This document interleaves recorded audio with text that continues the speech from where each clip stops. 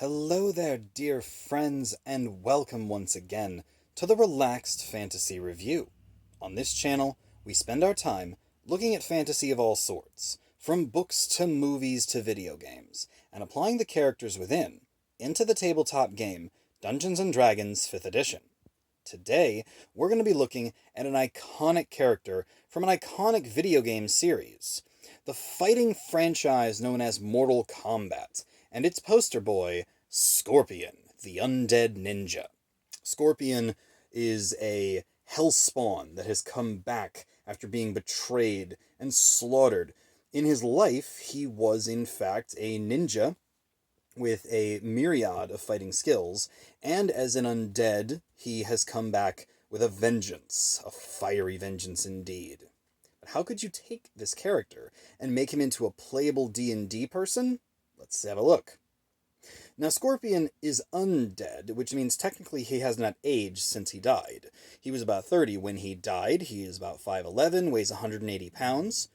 He has red flaming eyes, and when he is portrayed with skin, he has white skin and black hair, although he often is portrayed as a skeletal figure.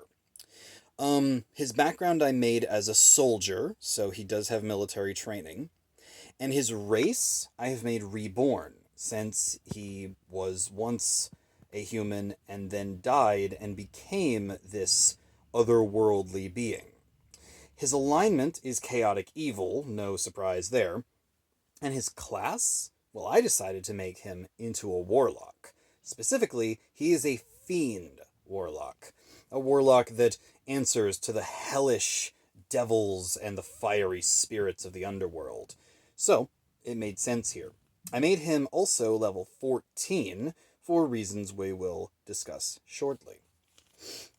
Now his stats. He has a 16 to his strength, as he is a very proficient and powerful fighter, an 18 to his dex, since he is incredibly fast, a 20 to his constitution, since he has that undead resilience and technically cannot be killed by force alone.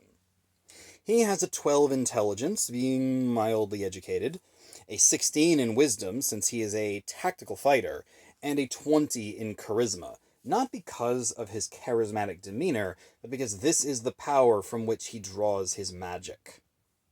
Now, as a warlock, he does have proficiency in wisdom and charisma saving throws, and he has 6 skill proficiencies: Arcana, Athletics, and Deception, as well as Intimidation, Perception, and Stealth. All of this paints a very clear picture of the character Scorpion. Now, as far as his items go, all he has is his weapons and armor. He wears a +2 suit of studded leather armor, which gives him a total armor class of 18. He also carries an arcane focus on him, which is undescribed at this point, but it's just so that he can cast his magic. He has a pretty standard speed, actually, of 30, and a hit points of 143. Now, as far as his weapons go, I had to give him some pretty standard stuff, a longsword and a battle axe, which are both things we see him using. But he also wields his iconic kunai on a rope. Now, this is an item that I had to homebrew a little bit, since such a thing doesn't quite exist in D&D, but the way I described it was that it is effectively a wrist-mounted crossbow with a cable attached to it. If the kunai handbow hits, it does standard hand crossbow damage, but once it hits, the target then makes a contested strength save against Scorpion, and if they lose, they are pulled 15 feet towards him. His classic get over here maneuver. Now, as a warlock, he also has his pact magic feature. We'll discuss exactly what his spells are going to be a little later. He, from his reborn nature, gains the deathless nature and the knowledge from a past life feature, powering up his skills just a little bit more, and making it so he doesn't have to eat, or sleep, or even breathe. He does gain the Dark One's blessing, as well as the Dark One's own luck. These are all abilities that give him a little bit more power when it comes to his attacks and skills. He gains Fiendish Resilience and the Hurl Through Hell power. This is why I put him at level 14, because technically Scorpion does have the power to pull his enemies into hell, and the Hurl Through Hell power does exactly that. Sends a being on a trip through the 9 layers of hell. He also gains Pact and Invocations as a standard warlock. I'll cover his Invocations here shortly, but his Pact is the Pact of the Blade, meaning that he can use one of his items, one of his weapons, and give it a buff that allows him to wield it using his magic powers. He also has a couple feats. He is an unarmed fighter a lot of the time, so I ripped the fighting style unarmed for one of his feats that he got as a fighting initiate. He also gained the Elemental Adept feat, because he is resilient to fire damage, and when he does use fire spells, they do extra damage as well. And because warlocks only wield simple weapons, I gave him the Weapon Master feat, so that he would be able to wield all of his weapons with their proficiencies. Now, as far as invocations, he gets 6 of those. I gave him Devil's Sight, a classic invocation that allows him to see in magical darkness. Fiendish Vigor, One with the Shadows, Whispers of the Grave, Undying Servitude, and Thirsting Blade. All of these allow him to become invisible, to gain extra life, in order to attack more often with his Pact of the Blade. There's a lot here that makes him a very formidable opponent. A little more practically, he does speak both Common and Abyssal, since of his demonic heritage, wears light armor, wields his simple weapons, as the 4 I gave him for the Weapon Master feat were long sword, short sword, hand crossbows, and battle axes, mostly weapons that he's going to be using. He also has proficiency in dragon chess and land vehicles. That's thanks to his soldier background, but that's mostly irrelevant at this point. And then there's his warlock magic. As a charisma caster, his charisma is cranked pretty high.